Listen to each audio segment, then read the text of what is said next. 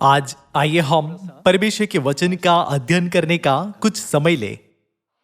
हमारे जीवन में बहुत सारी चीजें हैं जो हमें करनी चाहिए और अनेक प्रकार के कार्य हैं जो हमें पूरे करने चाहिए। चाहे वो कार्यालय का काम हो या रसोई घर का, यदि हम उस कार्य को स्वर्ग के राज्य की महिमा को देखते हुए करें, तब चाहे हम जो भी करें, आशीष और महिमा हमें दी जाएगी। कुछ रसोई घर में मात्र एक दिन में 3 बार का भोजन करने के लिए काम करते हैं, या काम पर या स्कूल जाते हैं कि उस एक दिन में 3 बार के भोजन के लिए जितना आवश्यक है उतना कमा सके। लेकिन स्वर्गीय लोगों के रूप में यदि हमारी मानसिकता भी ऐसी हो, तब यह समय हमारे लिए बदलने का समय है। इसलिए 3.5 वर्ष के लिए अपना सुसमाचार का कार्य पूरा करके स्वर्ग जाने से पहले यीशु ने अपनी संतानों से यह निवेदन किया, मैं सदा तुम्हारे संग रहूंगा और हमेशा तुम्हारी सहायता करूंगा। इसलिए आशीष पाने के लिए मेहनत करो ताकि तुम स्वर्ग के राज्य में प्रवेश कर सको और अनंत जीवन, अविनाशी जीवन का मुकुट प्राप्त कर सको। आइए हम इस बारे में मत्ती अध्याय 28 आयत 18 देखें।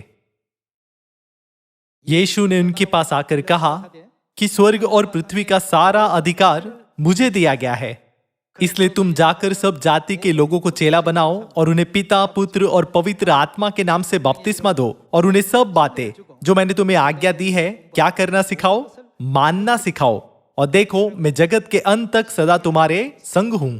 जब हम केवल भौतिक वस्तुओं पर ध्यान केंद्रित करते हैं, तब हम इसका भेद नहीं कर सकते कि क्या जरूरी है और क्या जरूरी नहीं है।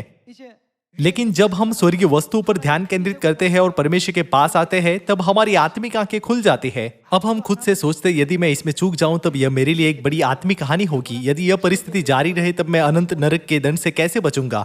यदि मैं इसका पालन करूं तो मैं हमारे खोए निज घर वापस जा सकूंगा।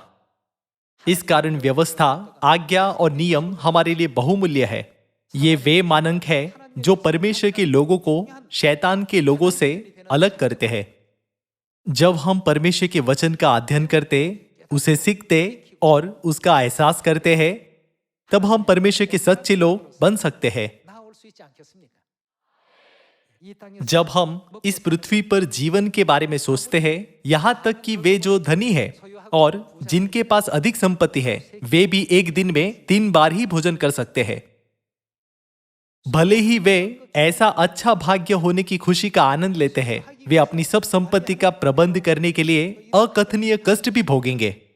लेकिन जब स्वर्ग की बात आती है, तब क्या परमेश्वर ने यह सुनिश्चित नहीं किया कि कोई भी हमसे उसे न छीन सके?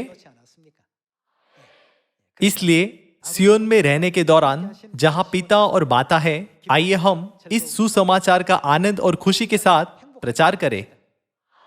इसके द्वारा आइए हम उन लोगों की जो केवल इस संसार को देखते हैं, स्वर्ग के राज्य पर ध्यान केंद्रित करने के लिए मदद करें। आइए हम बहुत से लोगों को स्वर्गीय पिता और माता के बारे में प्रचार करने के द्वारा उनकी अगुवाई धार्मिकता के मार्ग पर करें, जिससे हम माता के बारे में सत्य की ज्योति को उनके हृदयों में चमका सके। मैं आशा करता हूं कि सियोन के सभी सदस्य हमारे स्वर्गीय पिता और माता को बहुत आज से प्रसन्न करेंगे। इसी के साथ मैं आज के उपदेश को समाप्त करना चाहूंगा। आपका बहुत धन्यवाद।